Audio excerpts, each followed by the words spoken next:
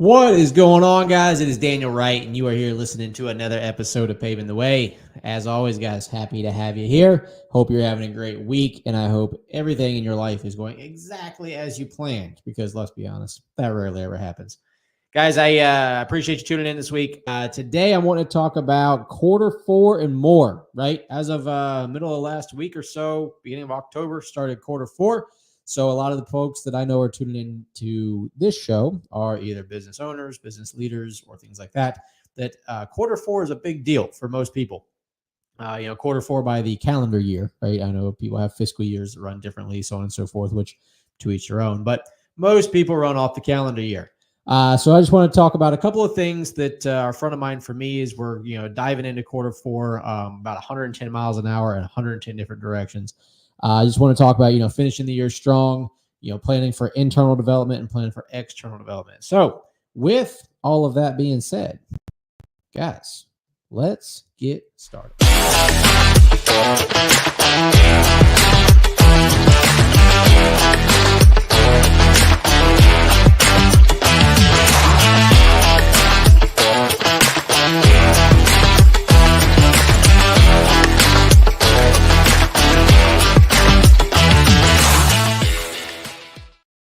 All right, guys. All right, welcome back. I appreciate you guys tuning in again.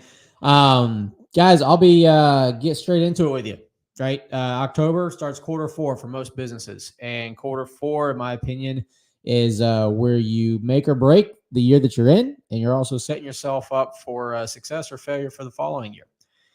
So, God willing that we don't all get wiped off the face of the earth with these hurricanes that have been rolling through. Last week, we had Western North Carolina, Tennessee, parts of South Carolina get rocked. And then this week that I'm recording this and putting this out, we got Florida right on the radar. So to all those who are in those areas, guys, y'all be safe. That is, the storms are coming up. And then for the people who've still been affected and still going through that, guys, we're with you. You're remaining in our prayers. We're working on a lot of different ways how we can help and get involved with that too. So getting into Q4, guys, a couple of things I want to talk about, right? First and foremost, finish the year strong. We've all heard it said, it doesn't matter how you start, it's always about how you finish. And I'm a firm believer in that. Historical data of our company shows that Q4 is always our strongest quarter of the year. Why is that? Well, there's probably a lot of reasons for that, whether it's people's budgets, whether it's the stuff that they forgot about earlier in the year that they had to get done before the end of the year. Whatever it may be, there's a lot of different reasons why Q4 is always a strong quarter for us. But nonetheless, we have to finish the year strong. It's something I talk to my team about a lot is, guys, this time from, Labor Day, pretty much, which, starts obviously is in September. That's not even Q4 yet. But I tell folks when we get back from Labor Day weekend through about Christmas, we got a plan to be going balls to the wall. We got to be going all in. We got to be putting all of our chips on the table, and we're rocking and rolling. We pull out all the resources that we have, whether we have partners that we work with, for some pavement projects or different things like that, or, whatever it might be. We pull all the resources out Q4 to make sure that we can finish the year strong, both internally and externally. And what I mean by that is I want to make sure that our team is finishing strong. I want to make sure that, people are fulfilled, people are getting taken care of. We have the resources we need. We have, plans and goals getting set up for future development, so on and so forth. And then externally, we want to make sure that our clients are taken care of, right? Because if they come to us with that, that urgent need or that request that they need to get it done, or their boss is breathing down their neck, whatever it is, and at the end of the day, our goal is to help take care of our clients' problems, period. That's what we have to do. So you want to make sure that as you're rolling into Q4 right now, that you're not taking your foot off the gas. And I understand there's some companies out there where you're like, man, we're blowing away our goals. We're already up here. We already got this. It doesn't matter. Okay. Because if you take your foot off the gas, it may not affect you in the next 2 to 3 months, but then come January, February, and March, you're going to start seeing the results of your sacrificed effort. All right. They say that, the things you're seeing right now are a direct result of the things you were doing approximately 60 to 90 days ago. So if you take the foot off the gas now, it's going to be okay for a little bit, but that momentum is going to stop, right? So you want to keep that momentum going internally and externally. You want to keep that team going, keep that team pushing, keep them, fulfilled, keep them taken care of, and keep them focused on the big picture, right? For us at Proline, one of the big things that kind of the jokes is just make it to the Christmas party. We've been known for maybe having, some good Christmas parties over the years, but that's kind of one of the jokes is, make it to the Christmas party. But nonetheless, guys, we want to have that, that accomplished feeling at the end of the year. Accomplishment and, in terms of, company success and development, but also the accomplishment in knowing that we took care of the clients that relied on us to take care of them. So you want to keep that foot on the gas. You want to keep that momentum going. And lastly, guys, you want to start shaking the trees for anything that maybe didn't get done during the year. So if you are looking for some of those things to try and fill some little gaps or little voids or just push you way past that goal that you've already reached, because you're keeping your foot on the gas, you're keeping that momentum going, shake those trees from stuff that you had earlier in the year. And what do I mean by that? It means, maybe the projects that you lost contact with somebody, or they say, well, we're not going to do it right now, but they wouldn't give you an answer for when they were going to do it. Just, shake those trees, reach out to them. Hey, Joe, I know it's been a month or two since we talked. Just didn't know if this project was still something you guys were trying to get done, or if this is getting pushed to next year. However I can help you, I'm happy. So just shake those trees, let those people know that you're still there. You're still able to help them. You're still able to get them taken care of, and you're still able to be that difference maker for them. And then the next point is you're going into quarter four. You want to start thinking about what you can be planning for internal development, right? So internal development is more about your team, your processes, and things like that. One of the things that got brought up recently is how can we as a company continue to increase our efficiency and our productivity of departments working together, right? So in our company, we have an administrative department, we have a sales department, we have an operations department, we have a marketing department. We also have a finance department. So we have 5 different departments. Most companies could categorize into those 5 same categories. But whether you're a company like ours, where you're not massive, right? We don't have 20 people in each department and all these people or whatever it is, or you're a company that has 5 people and one person's in charge of each department. At the end of the day, we all have to work together. We're all working towards that same common goal. And so we have to continue figuring out how we can more fluidly work together, whether that's our processes, our systems, our communication methods, how we document things, how we, onboard clients, how we pass, clients from sales to operations, how marketing can help operations, but also help sales, whatever it may be. You want to make sure that those departments are able to work together as fluidly and efficiently as possible. Because ultimately what that does is it creates a better experience for everyone involved, for the people who are working in your company, as well as the clients who are experiencing your company. So the more you guys can work together, the more you can plan for that kind of development and that work on, kind of cliche, but that team building that you can do within your organization, typically during those winter months, right? Because most organizations hit a little bit of a lull in that January, February time. People are getting back from the holidays, they're getting back from their, their vacations, their breaks, whatever it is they took. So business oftentimes is a little bit of a dip, right? It's a little bit of a slowdown. So be planning for how you can be working internally between your departments. Also, what are your company's processes? What are the procedures? What are the systems? That's something I talk about our team that I like to go through those about twice a year. I like to hit them in the wintertime when we have the time to kind of really go through them and make sure that we're, up to par on everything, that all of our, on our online learning platform that we built out, that, all that information is up to date, that our sales processes are up to date, whatever it may be, so we do it in the wintertime, we do it in the summertime. So that way, every 6 months, if there's updates that need to be made, that they're made, and then also, what do you need to do to dial in to start 2025 with a bang? Because at the end of the day, guys, your internal progress, your team is what ultimately drives the success of your company. And so what are things that you can do as a team, as an organization, to start 2025 off with a bang? For us this past year, I knew that going into 2024, we were going to make monthly company meetings where all hands on deck, everybody in the company gets in the same room at the same time, and we get updates from all departments. Sometimes those updates are very quick. Sometimes there's none. Sometimes there's a ton. It just depends on the month, depends on what's going on, and so on and so forth. But I knew that going into 2024, I wanted to absolutely prioritize monthly company meetings. And for the most part, we have gotten the monthly company meeting done in the first week of every month this entire year. But it was a huge factor because it generates more of those relationships and more of those bonds and opens up those communication lines. Because like I said kind of previously, about the departments working together, so often you get caught up in just the day-to-day stuff. You're just grinding, you're moving, you're going, and you're not really talking. Everything's transactional and it's just one boom, boom, boom, boom. And no one really is, comfortable with talking to another person or asking questions or getting clarifications because they have a process or a system to follow it. But when you get everybody in a room and you allow, that open conversation, you encourage those questions, it just helps bring more of those relationships, to a solidified standpoint where people are more confident to open up and to talk and to suggest ideas or to ask questions or whatever it may be. So you want to make sure that you're definitely planning on what you can do over these next few months for your internal development.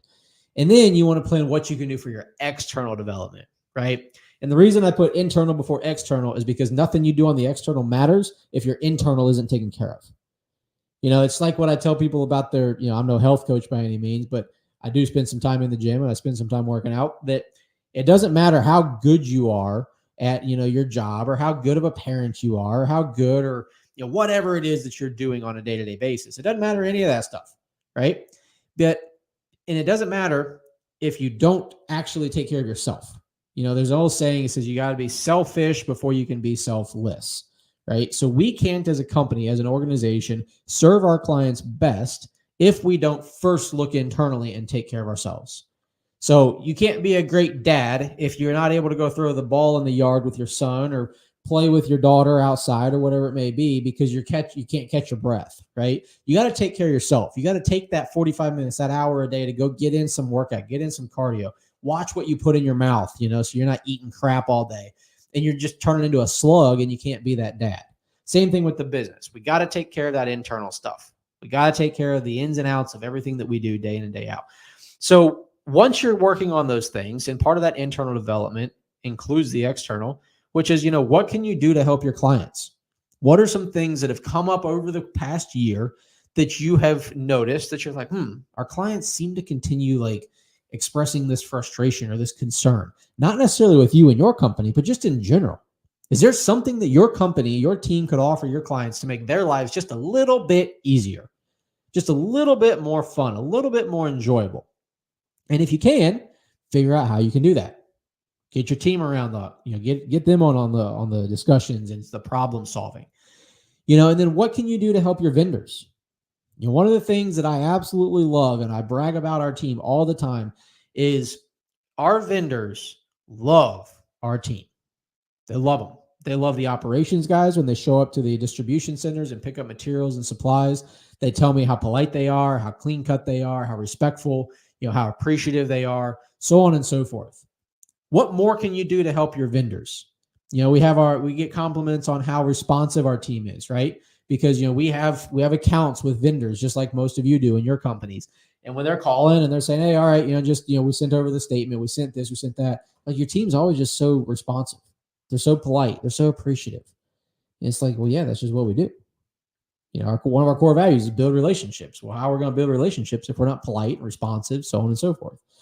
So it's like, think about those vendor relationships. What can you do as their client to help them? How can you make their life more enjoyable? Because ultimately, let's face it, the vendors get the brunt of it, right? They say, crap rolls downhill, and vendors are, tiers of vendors are the ones at the lowest parts of the hill. So, whether it's, the general contractor hires us, so we're a vendor to them, and then our paint supplier is a vendor to us, so on and so forth. That general contractor is not happy about something with the paint, so we get some crap about it. And then we're going to the vendor for the paint and telling them that we got a problem with the paint. So what's the issue going on here? So it just rolls downhill.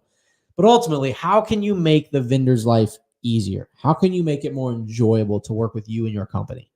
Think about those things as you're going into this, into the end of the year, into quarter four, and planning for 2025. And then what can you plan to do in and around your community for next year that includes community engagement and or business development, right? So one of the things that we've done this year is we've gotten more involved in the chambers of commerce. We were involved in 2 of them. We're in the Lincoln Chamber of Commerce and we're in the Lake Norman Chamber of Commerce.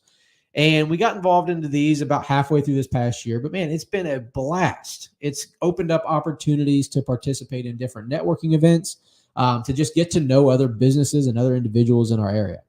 Because I think so often we get so caught up in the grind, the race. We got our head in the sand and we're working. And then we look up and wonder where the heck we're at. We don't know how we got here or who's around us or what's going on. And so when you get these opportunities to get involved, a lot of times they do, community events, charitable activities, community service, community engagement, things like that. But it's also going to help build your business development network. Right? You're going to find more people that you can help with your services. You're going to find more people that they could help someone else, that you can connect each other and you can be that connector. You're going to find just more opportunities the more you can get involved in things.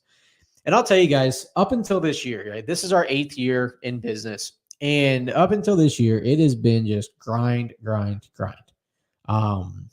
Part of it's because I think I was always so involved in wanting to make sure that I had my hands in everything that I never actually took very much time to step back and see what all the company actually needs.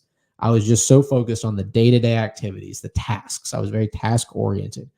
And this year, and truthfully, I probably give a lot of credit to Kelsey, the total boss, for coming on board and taking some of the weight off of my shoulders from the day-to-day things.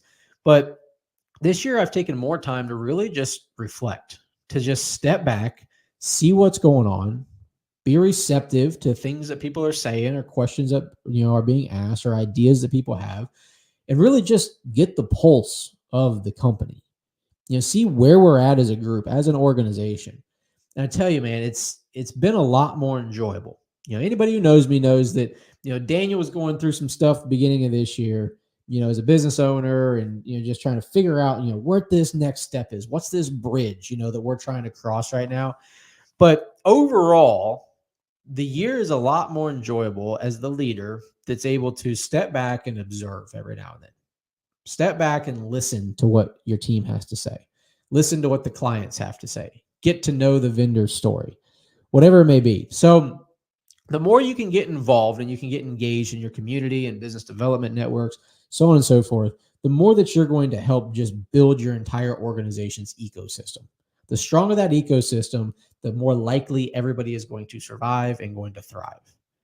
So guys, like I said, you're going into quarter 4. There's people who sit and, they're talking about, they're just looking forward to that break. They're looking forward to that time off. They're looking forward to whatever it may be. And guys, I enjoy the holidays just like the next person. I enjoy our Christmas parties just like the next person. And I enjoy breaks just like the next person. But I can promise you something. The minute I let my foot off the gas, somebody else is going to go blowing right by me. And I don't know about you, but I didn't get in this business to lose. What's old Ricky Bobby say? If you ain't first, you're last. That's what we're striving to do. The people who are watching Paving the Way, the people who are involved in my network, in my circle, in my life. So that's you right now who's listening to this. We're here to win. We're here to push because people are counting on us. And if we don't win, who will lose because of it? So guys, knock fourth quarter out of the park. Get ready for 2025. Don't let your foot off the gas. Plan for how you can have internal development over the next few months and plan how you can do external development over the next few months. So guys, appreciate you tuning in. I always love your feedback, whether you have a lot to offer or not. I'm always here for it. Share the show with somebody you think it might benefit or who might enjoy it. And as always, if you need anything, don't hesitate to reach out. Take care.